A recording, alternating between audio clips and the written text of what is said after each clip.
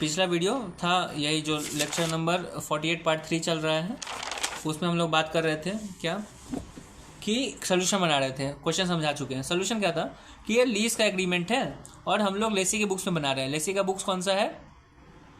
जो आपका ये है, क्या उसको कहते हैं, फील फ्रेश है, उसके बुक्स में। ठीक है, तो हम लोग को हमको सिंगल अकाउंटिंग यूज़ करना है। सिंगल अकाउंटिंग में क्या होता है, day one ROU to LL value कैसे निकालते हैं, present value of the future cash flows, यही निकालते हैं। True, very good, okay. लेकिन एक बात बताओ, यहाँ पे तो हमको पता नहीं है कि हम कितना अमाउंट पे करने वाले हैं, कैश फ्लो क्या होने वाला है, क्योंकि जो कैश फ्लो होगा it will depend upon the number of units produced. हमको तो पता नहीं है कि नंबर ऑफ यूनिट्स कितना प्रोड्यूस करने वाले हो। ट्रू, तो भाई हर साल वेरिएबल पेमेंट होगा, आज कुछ, तो ठीक है भाई। अगर वेरिएबल पेमेंट हो रहा है तो VLP का हम लोग फॉर्मूला यूज़ कर देंगे।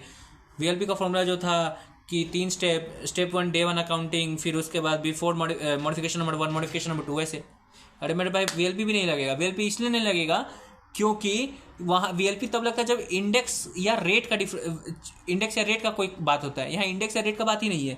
यहाँ जो वेरिएशन हो रहा है it is just because of percentage of something, percentage of production. तो तुमको याद होगा जब परसेंटेज ऑफ प्रोडक्शन होता है तो उसको हम लोग ROU टू LL करके नहीं दिखाते हैं, हम लोग उसको एक्सपेंस आउट कर देते हैं, एक्सपेंस टू कैश कर देते हैं। तुमको अगर याद हो तो यहाँ पे आ जाओ तुम अपने कॉपी में, सॉरी कॉन्सेप्ट बुक में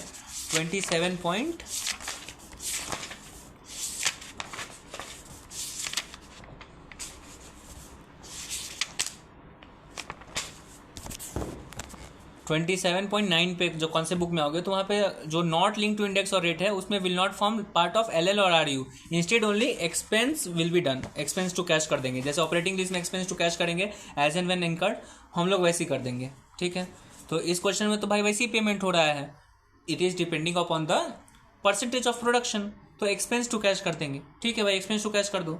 लेकिन मेरे भाई तुमको याद है जो 1,74,000 है वो फिक्स पेमेंट है, तो ये तो श्योर है कि हर साल हमको 1,74,000 देना ही है, ये तो क्लियर है। तो वो तो फिक्स अमाउंट है। जब मेरे पास फिक्स अमाउंट है तो उसका तो प्रेजेंट वैल्यू हम निकाल सकते हैं, और जब प्रेजेंट वैल्यू निकाल सकते हैं क्योंकि वो परसेंटेज ऑफ प्रोडक्शन तो नहीं है, उतना तो हमको रुपया देना ही है कोई हालत में। तो दो को एंट्री लगेगा। एक पहला एंट्री ROU टू LL, ये तभी ये इसीलिए आ रहा है, भले वेरिएबल पेमेंट है लेकिन उसमें एक इन सब्सटेंस फिक्स पेमेंट है 1,74,000 का। तो 1,74,000 का तुम प्रेजेंट वैल्यू निकालोगे और ROU टू LL कर दोगे, एक ये एंट्री।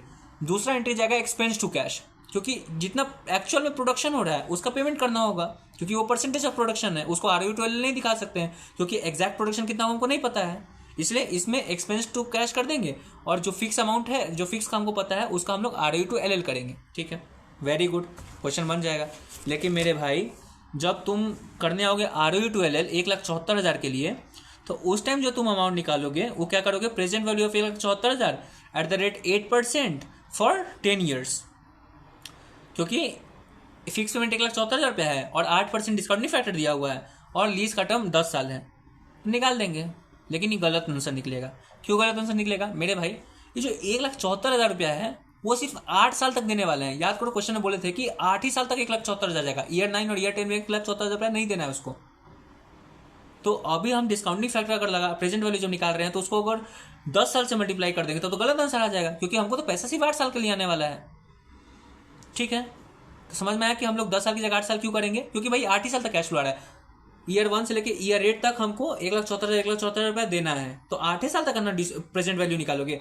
9 साल 10 साल तो कुछ पैसा नहीं जा रहा, तो उसका प्रेजेंट वैल्यू निकाल के कैसे क्या कर रहे हो, गलत कर दोगे ना। तो याद रखना कि जब यहाँ पे आओगे ROU टू LL तो सिर्फ 8 साल का निकलेगा। लेकिन जब उसके बाद जब एक्सपेंस टू कैश करोगे तो क्या पेमेंट करोगे, एक्चुअल प्रोडक्शन कितना हुआ है 5,50,000 यूनिट, 5,50,000 यूनिट के ऊपर कितना पेमेंट करोगे, 5,50,000 इंटू 4.75। अरे गधे 4.75 नहीं करोगे उस टाइम, क्यों, क्या करोगे 5,50,000 इंटू 4.5 करोगे। क्यों मेरे भाई? क्योंकि 0.25 जो है, जो कॉस्ट ऑफ मशीनरी था उसका ROU टू LL तो कर ही दिए हो तुम। 1,74,000 कैसे आ रहा था, क्योंकि 0.25 की वजह से, तो 0.25 पहले से तुम इंक्लूड कर चुके हो एंट्री में, पहला एंट्री में ROU टू LL। तो 4.5 जो बचा हुआ है वो इसमें जाएगा एक्सपेंस टू कैश। ठीक है, आ गया समझ में?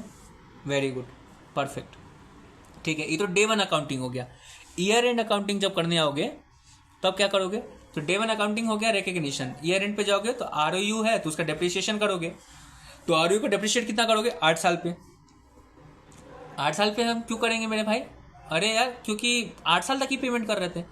अरे यार 8 साल तक तुम पेमेंट कर रहे थे वो बिकॉज ऑफ तुम्हारा लाइबिलिटी, लेकिन ये जो एसेट है वो तो 10 साल का एसेट है ना, पूरा लीज टर्म का एसेट है, तो इसको 10 साल तक डिप्रिशिएट करोगे ना, डेप्रिसिएशन 10 साल के लिए होगा।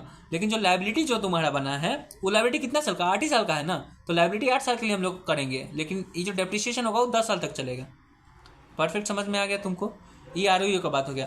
जो दूसरा एलएल है, एलएल को एलएटी बनाते चले जाओ और एलएटी के हिसाब से करते चले जाओ, वैसे आंसर तुम्हारा आ जाएगा। परफेक्ट समझ में आ गया। और हर साल, और उसके बाद ये तो हो गया डे 1, उसके बाद ईयर एंड कर दिए।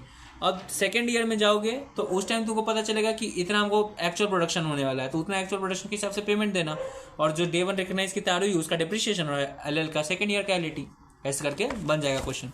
ठीक है, आ गया समझ में? परफेक्ट। इस क्वेश्चन को बनाते टाइम पॉइंट्स टू रिमेंबर क्या क्या है कि हम लोग अकाउंटिंग कर रहे हैं फील फ्रेश के बुक्स में, हम लोग इन सब्सटेंस पेमेंट करेंगे लेकिन सिर्फ 8 साल के लिए, इसीलिए हम लोग जब प्रेजेंट वैल्यू निकालेंगे 1,74,000 का, वो हम लोग 8 साल का निकालेंगे, 10 साल का नहीं निकालेंगे।